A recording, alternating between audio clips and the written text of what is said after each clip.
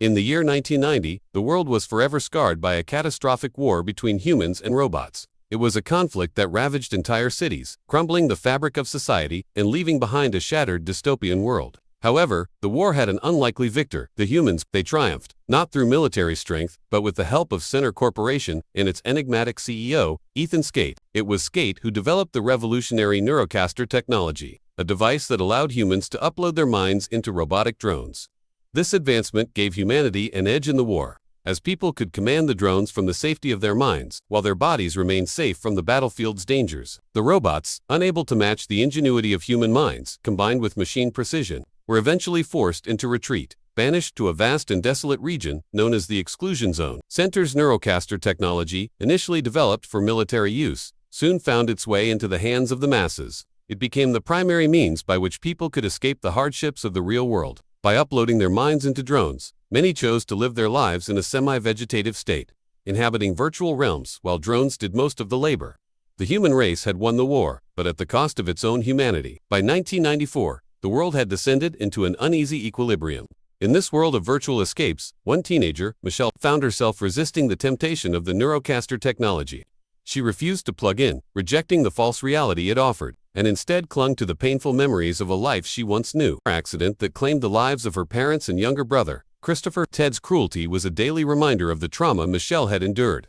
Unable to participate in the virtual classes everyone else was using through Neurocaster, the technology seemed to separate her from the rest of the world. She encountered a sentient robot named Cosmo. The robot was unlike the mindless drones used by humans. Cosmo had a consciousness of his own, though it was limited. His form was angular and alien, yet there was a strange, familiar spark in his eyes. He could only communicate with gestures and a set of pre-recorded words.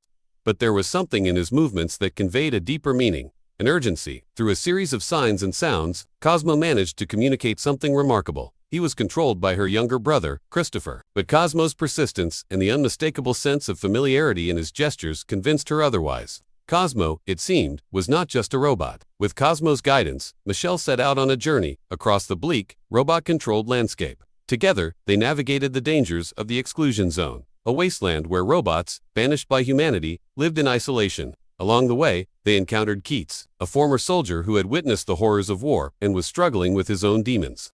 Keats joined them, offering his combat skills and knowledge of the world's fractured state. Alongside Keats was Herman, a sentient robot capable of transforming into various forms. His shape-shifting ability made him a valuable ally, but it also represented the fluidity of identities, something Michelle, too, was struggling to comprehend. As they journeyed deeper into the exclusion zone, they stumbled upon a ragtag group of robots led by the eccentric Mr. Peanut.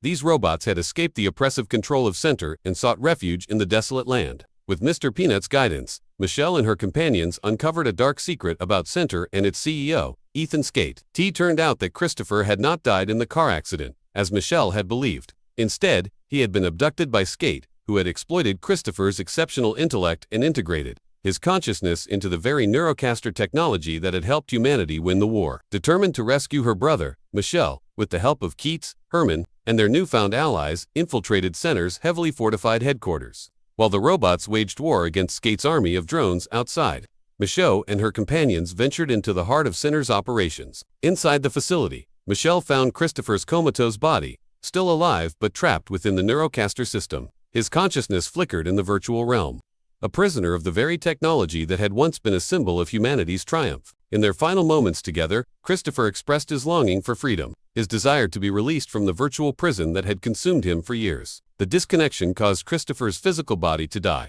a painful and irreversible sacrifice. The loss of her brother was a blow that Michelle could hardly bear. Yet, in that moment, a strange sense of peace washed over her. Christopher was free. Outside, the battle between the robots and Center's drones raged on. Christopher's death, while painful, triggered a chain reaction that shut down Center's entire operation. The drones ceased to function, and Ethan Skate's control over the world came to an abrupt end. With Skate's arrest and the dismantling of the Neurocaster technology, the exploitation of human minds for profit came to a close. The world, though battered, began to rebuild, free from the tyranny of technology.